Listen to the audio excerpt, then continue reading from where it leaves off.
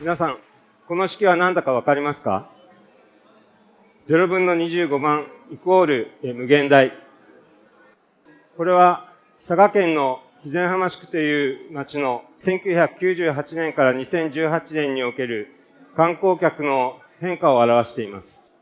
肥前浜宿は佐賀県の有明海に面する漁師町、長崎街道の宿場町、佐賀県の米を生かした醸造町として発展してきました。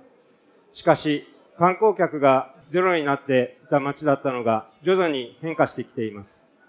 祭りの時にはこのように観光客が年間25万人も集まるような町になっているのです。行政、住民と一体となって町づくりを行ってきて、2007年には町が文化財になり、町づくりが本格化してきました。これは肥前浜宿のある建物の再生のビフォーアフターですけれども、木造の建物はこのように見事に再生するのです。コンクリートの建物はこのようにいきません。これは内部の再生です。これは駅舎です。この駅舎もこのように見事な建物になりました。観光客だけでなく、町の住民の人たちもこの夜景を見に集まることになったのです。この町は醸造の町ですけれども、酒蔵を使った酒蔵ツーリズムが行われています。酒蔵のコンサートも行われます。